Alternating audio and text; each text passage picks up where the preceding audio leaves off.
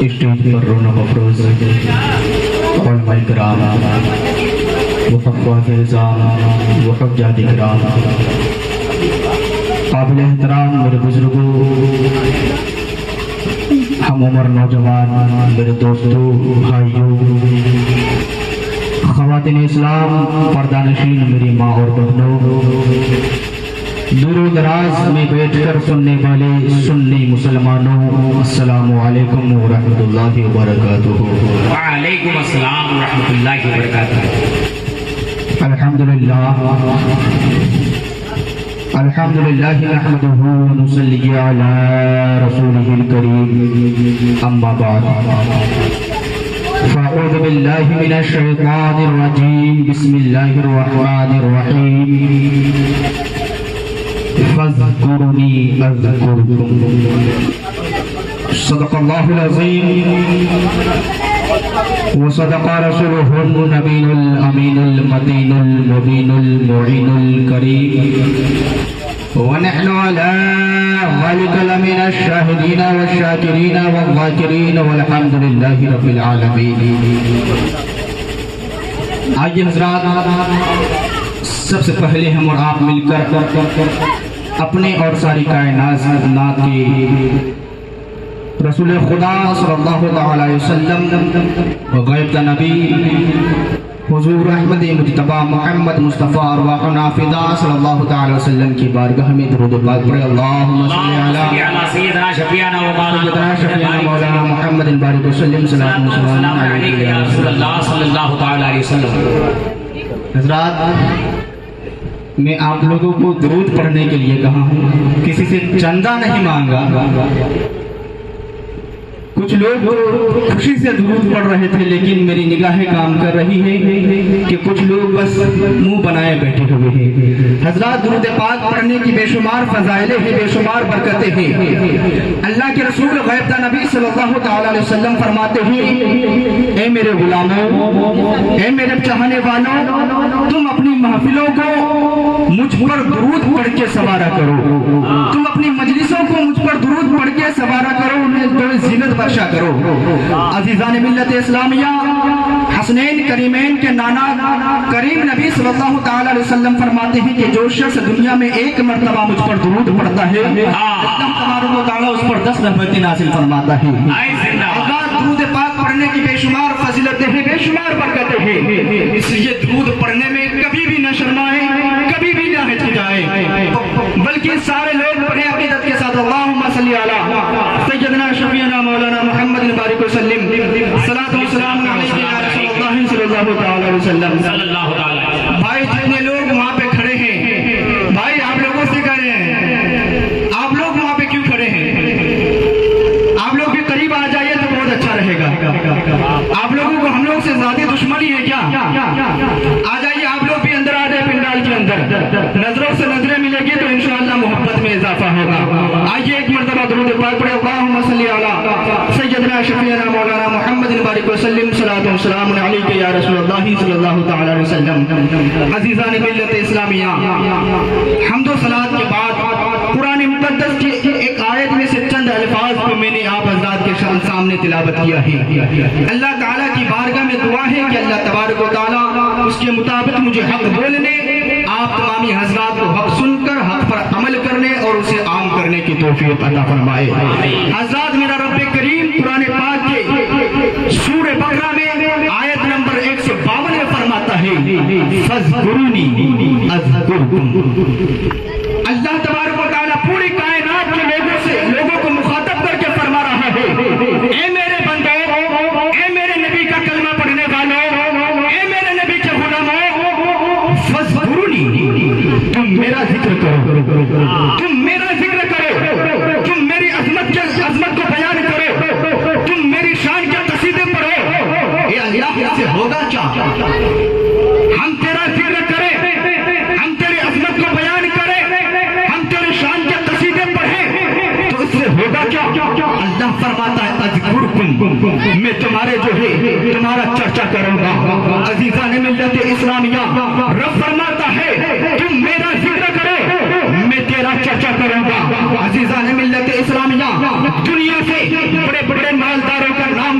ہے, بڑے بڑے زمینداروں کا ذکر مٹ سکتا ہے, بڑے بڑے جو ہے سرمایہ داروں کا ذکر مٹ سکتا ہے, لیکن جس کا ذکر اللہ بلند کرتے, جس کا چرچا اللہ کرتے, اس کا نام کبھی مٹ نہیں سکتا, اس کا تذکرہ کبھی مٹ نہیں سکتا. بڑے بڑے پروفیسر اور جو ہے ڈاکٹروں کا تذکرہ مٹ سکتا ہے, مگر اللہ جس کے ذکر کو بلند کرتے, اللہ جس کا تذکرہ کرتے, جس کا چرچا کرتے, اس کا جو ہے تذکرہ کبھی مٹ نہیں سکتا, اس کا نام کبھی مٹ نہیں سکتا. آپ غور کریں, سیدنا امام حسین رضی اللہ تعالی عنہ, سیدنا امام حسین رضی اللہ تعالی عنہ کے جامع شہادت پیے ہوئے آج 1400 سال ہو گئے ہیں. امام حسین کی جامع شہادت پیے ہوئے 14 سجہ گزر گئی, مگر سیدنا امام حسین کا نام آج تک زندہ ہے. بظاہر میدان کربلا میں آج سے 1400 سال پہلے میرے آقا حسین نے تو شہادت کا جام پیا تھا, بظاہر یزید کو کامیابی ملی تھی, بظاہر یزید کو جو ہے کامرانی ملی تھی, لیکن اس کے باوجود یزید کا نام لینے والا کوئی نہیں, یزید کے نام کو فاتحہ کھلانے والا کوئی نہیں, یزید کا نام لیوا کوئی نہیں, یزید کے نام کی محفلیں سجانے والا کوئی نہیں, یزید کے نام کا ایصال ثواب کرنے والا کوئی نہیں. لیکن آپ دیکھیں حسین کا نام تو آپ دیکھیں قربان جائے فاطمہ کے لال پر, فاطمہ کے لال پر, علی کے لب جگر پر, مصطفیٰ کے نواسے پر, کہ حسین حسین کہنے والے 100 نہیں, ہزاروں نہیں, لاکھوں نہیں, بلکہ کروڑوں کی تعداد میں آپ کو نظر آئیں گے. اس لیے تو شاعر کہتا ہے چمن ہے دین پیغمبر تو حسین والی ہے, چمن ہے دین پیغمبر تو حسین والی ہے, حسب بھی عالی ہے اور نسب بھی عالی ہے. یہ کرامت ہے یقیناً شہید اعظم کی, یہ کرامت ہے یقیناً شہید اعظم کی. حسین نام کروڑوں اور یزید خالی ہے, یہ کرامت ہے یقیناً شہید اعظم کی. حسین نام کروڑوں اور یزید خالی ہے. عزیزان ملت اسلامیہ, آج جگہ جگہ دیکھو جلسے ہو رہے ہیں تو آقا حسین کے نام پہ ایصال ثواب کی محفلیں ہو رہی ہیں, تو آقا حسین کے نام پہ ایصال ثواب کی محفلیں ہو رہی ہیں, تو آقا حسین کے نام پہ جگہ جگہ سبیلیں لگ رہی ہیں, تو آقا حسین کے لیے لنگر تقسیم ہو رہے ہیں, تو آقا حسین کے لیے. لیکن آج تک کہیں بھی یزید کے نام کا جلسہ نہیں ہوا, آج تک کسی نے بھی یزید کے نام پہ فاتحہ نہیں بلایا, آج تک کہیں بھی یزید کی عظمت کا چرچا نہیں ہوا, آج تک کہیں بھی یزید کی عظمت کا جلسہ نہیں ہوا. کیوں نہیں ہوا؟ کیونکہ قتل حسین اصل میں مرگ یزید ہے, اسلام زندہ ہوتا ہے ہر کربلا کے بعد.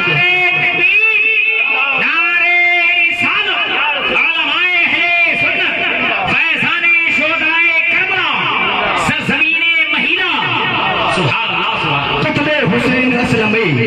مرگ یزید ہے, اسلام زندہ ہوتا ہے ہر کربلا کے بعد,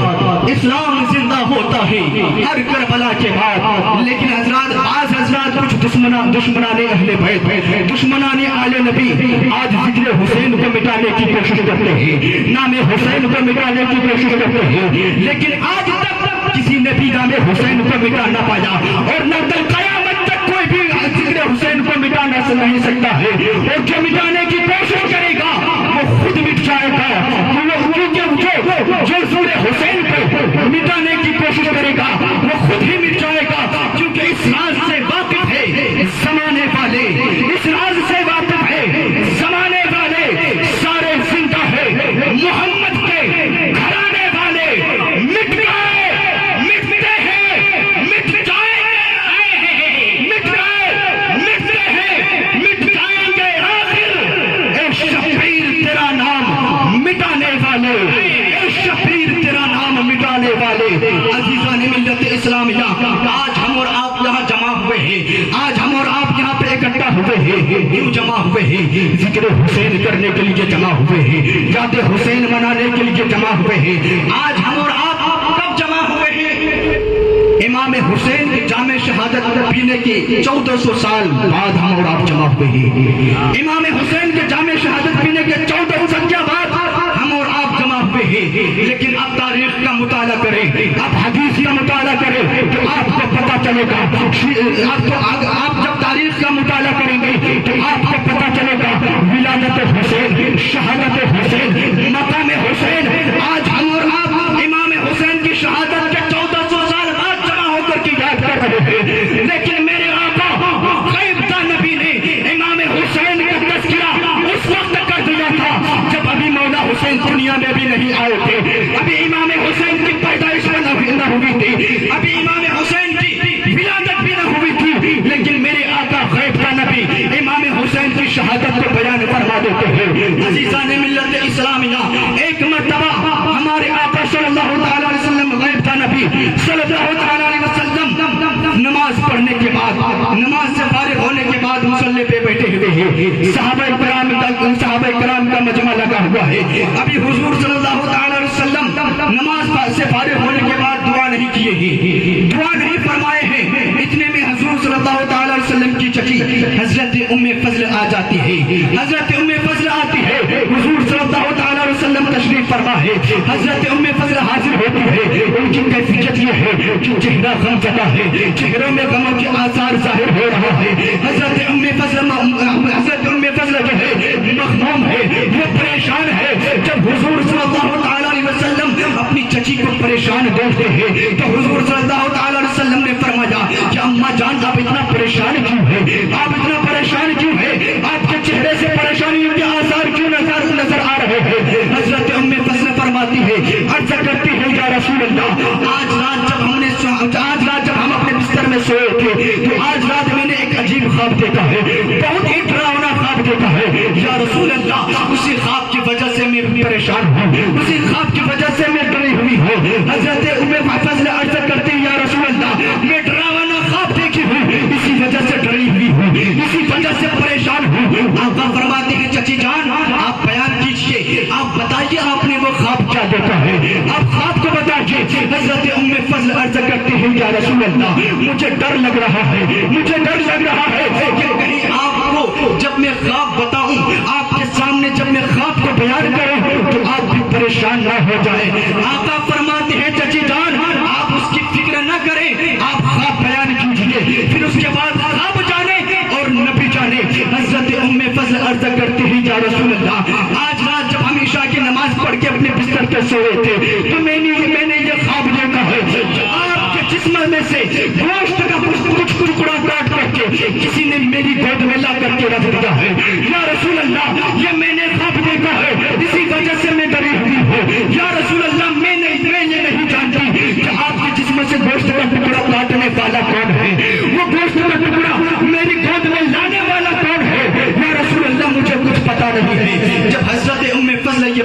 اپنا خواب بیان فرماتی ہے، بیان کرتی ہے تو حضور صلی اللہ تعالی علیہ وسلم کے چہرے مبارک پہ تبسم آ جاتا ہے، حضور مسکرانے لگتے ہیں، حضور صلی اللہ تعالی علیہ وسلم کے چہرے والدہا پہ مسکراہٹ آ جاتا ہے، حضور تبسم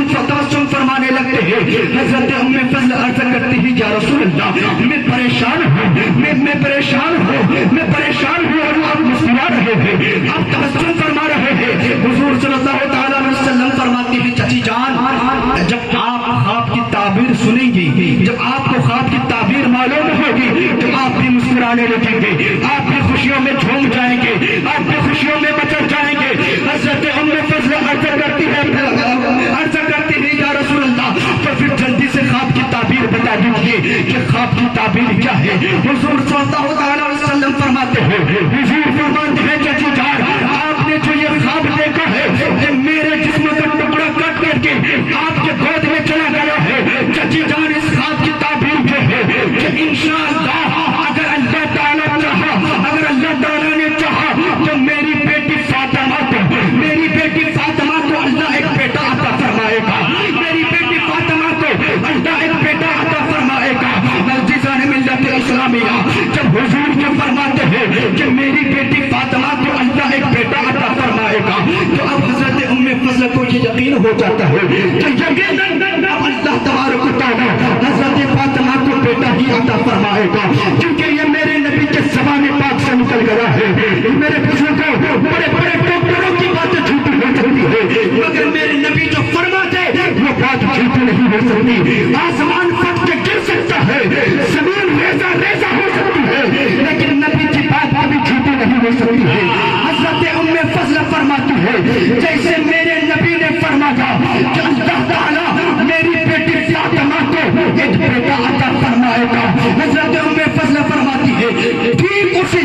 سے ٹھیک اسی طریقے سے 4 ہجری میں شعبان کی 5 تاریخ میں اللہ تبارک و تعالیٰ نے سیدہ فاطمہ کو ایک بیٹا عطا فرمایا جس کا نام حسین رکھا گیا. اللہ تبارک و تعالیٰ نے سیدہ فاطمہ کو ایک بیٹا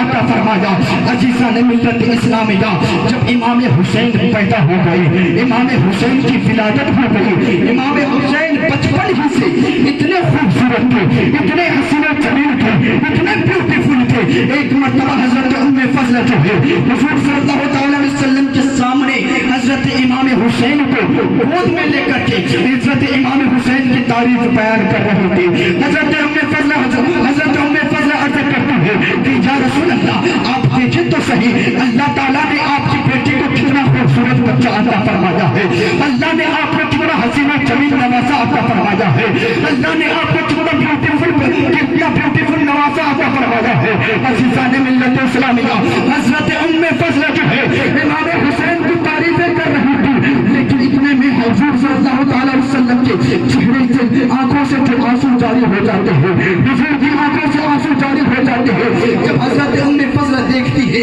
کہ حضور صلی اللہ تعالی وسلم کی آنکھوں سے آنسو جاری ہو گئے ہیں تو حضرت ام فضلہ عرض کرتی ہے یا رسول اللہ, اللہ نے آپ کو اتنا خوبصورت نوازا عطا فرمایا, اتنا حسین و جمیل نوازا عطا فرمایا, یہ تو خوشی کا موقع ہے, یہ تو خوشی منانے کا موقع ہے, آپ رو کیوں رہے ہیں, آپ کے آنکھوں میں آنسو کیوں آ گئے ہیں, یا رسول اللہ وجہ کیا ہے, آپ کے آنکھوں میں آنسو کیوں آ گئے ہیں. عزیزان ملت اسلامیہ توجہ کریں, جب حضرت ام فضلہ نے عرض کی یا رسول اللہ نے آپ کو اتنا حسین و جمیل اتنا بیوٹیفل نوازا عطا فرمایا ہے, پھر آپ کیوں رو رہے ہیں. حضرت حضور صلی اللہ تعالی وسلم فرماتے ہیں کہ چچی جان آپ حسین کے بچپنے کو دیکھ رہے ہیں, آپ حسین کو مدینے میں دیکھ رہے ہیں, آپ حسین کو اپنی گود میں دیکھ رہے ہیں, لیکن چچی جان میں حسین کے بچپنے کو بھی دیکھ رہا ہوں, اس کی جوانی کو بھی دیکھ رہا ہوں, اس کے بڑھاپے کو بھی دیکھ رہا ہوں. چچی جان آپ حسین کو اپنی گود میں دیکھ رہے ہیں, لیکن میں حسین کو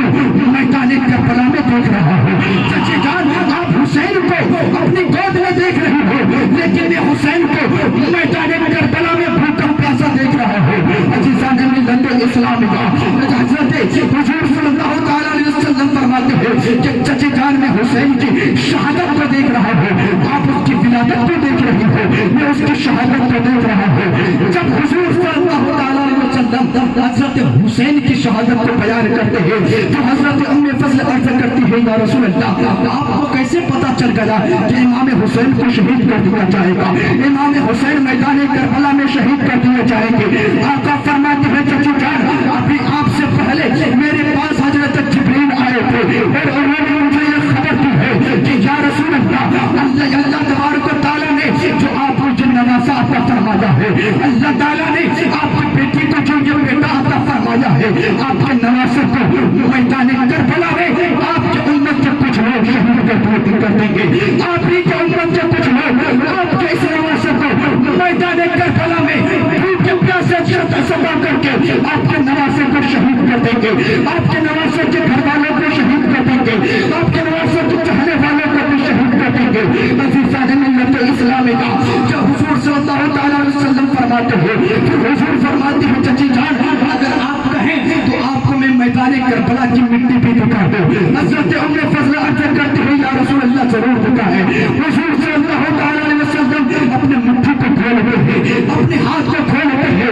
حضور صلی اللہ تعالی وسلم اپنی مٹھی کو کھول کر کے حضرت ام فضلہ کو کچھ مٹیاں دکھاتے ہیں اور فرماتے ہیں یہ چچی جان یہ میدان کربلا کی مٹی ہے جو مجھے ابو جبرائیل لا کر کے دیا ہے. اسی مٹی میں جہاں سے یہ مٹی لائی گئی ہے اسی زمین پہ میرے نواسے کو شہید کیا جائے گا, میرے نواسے کے چاہنے والوں کو شہید کیا جائے گا, میرے نواسے کے ماننے والوں کو بھی شہید کر دیا جائے گا. جب حضور صلی اللہ تعالی علیہ وسلم حضرت امام حسین کی شہادت کو بیان فرماتے ہیں تو حضرت ام فضلہ حضرت امام حسین کو اپنی گود میں لے کر کے وہاں سے حضرت فاطمہ کے زہرا کے پاس چلی جاتی ہے. پھر حضور صلی اللہ تعالی علیہ وسلم وہ کربلا کی مٹی لے کر کے اپنے ازواج مطہرات کے پاس چلے جاتے ہیں. وہ کربلا کی مٹی لے کر کے جب حضور صلی اللہ تعالی علیہ وسلم اپنے ازواج مطہرات کے پاس جاتے ہیں 10 ازواج مطہرات تشریف فرماتی، حضرت عائشہ بھی تشریف فرما ہے، حضرت ام سلمہ بھی تشریف فرما ہے، حضرت ام سلمہ بھی تشریف فرما ہے۔ حضور صلی اللہ علیہ وسلم کی 10 ازواج مطہرات ایک جگہ پر تشریف فرما ہے۔ حضور وہاں پہ تشریف لے جاتے ہیں اور وہ میدان کربلا کی مٹی کو لے جانے کے بعد حضور صلی اللہ علیہ وسلم حضرت ام سلمہ کو آواز دیتے ہیں۔ حضرت ام سلمہ جب بیٹھ کہتی ہوئی حضور صلی اللہ علیہ وسلم کے قریب آتی ہے، حضور صلی اللہ علیہ وسلم حضرت ام سلمہ کو وہ کربلا کی مٹی دیتے ہیں اور فرماتے ہیں ام سلمہ یہ کربلا میدان کربلا کی مٹی ہے، اس مٹی کو اپنے پاس سنبھال کے رکھو، جب ہمارے دنیا سے جانے کے بعد میرا نواسا حسین، میرے دل کا ٹکڑا حسین، میرے دل کا ٹکڑا حسین میدان کربلا میں جائے گا اور یزیدی لوگ اس میں میرے حسین کو شہید کر دے گا۔ جب میرا حسین شہید کر دیا جائے گا تو اس وقت جو مٹی کی خون بن جائے گی تو تم سمجھ لینا کہ میرا حسین شہید کر دیا گیا ہے، میرے حسین کو میدان کربلا میں شہید کر دیا گیا ہے۔ حضرت ام فضلہ جو ہے وہ میدان کربلا کی مٹی کو لے کر کے ایک شیشے کے برتن میں ایک محفوظ جگہ پہ رکھ دیتی ہے اور اس مٹی کو رکھنے کے بعد جب حضور صلی اللہ علیہ وسلم اس دنیا سے چلے جاتے ہیں، اس دنیا سے چلے جانے کے بعد حضرت ام فضلہ جو ہے اب اس مٹی کو جو ہے ہر روز صبح جو ہے فجر کی نماز کے بعد اس مٹی کو دیکھنے لگتے ہیں، ہر دن اس مٹی کو دیکھنے لگتے ہیں۔ دیکھتے دیکھتے ایک دن ایسا بھی آتا ہے کہ 10 محرم کے دن وہ مٹی جو ہے خون میں بدل جاتی ہے، وہ مٹی سے خون بن جاتی ہے۔ حضرت ام سلمہ سمجھ جاتی ہے کہ آج میرے حسین کو شہید کر دیا گیا، آج میرا حسین میدان کربلا میں جو ہے شہید کر دیا گیا۔ عزیزان ملت اسلامیہ آپ غور کریں، حضور صلی اللہ علیہ وسلم نے وہ میدان کربلا کی مٹی اپنے ازواج مطہرات میں سے حضرت عائشہ کو نہیں دیا اور تمام ازواج مطہرات وہاں پہ تشریف فرما تھی، لیکن کسی کو بھی حضور نے نہیں دیا۔ حضور صلی اللہ علیہ وسلم نے آخر کربلا کی مٹی حضرت ام سلمہ ہی کو کیوں دیا؟ حضرت عائشہ کو بھی دے سکتے تھے اور باقی ازواج مطہرات کو بھی دے سکتے تھے، لیکن عزیزان ملت اسلامیہ اللہ تبارک و تعالیٰ نے اپنے محبوب نبی محمد رسول اللہ کو علم غیب عطا فرمایا ہے، وہ علم عطا فرمایا ہے کہ حضور صلی اللہ علیہ وسلم اپنے جو ہے نگاہ نبوت سے یہ دیکھ رہے تھے کہ جس وقت میرا حسین میدان کربلا میں جائے گا، جب میرا حسین میدان کربلا میں اپنے ساتھیوں کو لے کر کے جائے گا، اس وقت میری ازواج مطہرات میں سے صرف سیدہ جو ہے سیدہ ام سلمہ ہی اس دنیا میں رہے گی اور باقی ازواج مطہرات اس دنیا سے رخصت ہو جائے گی۔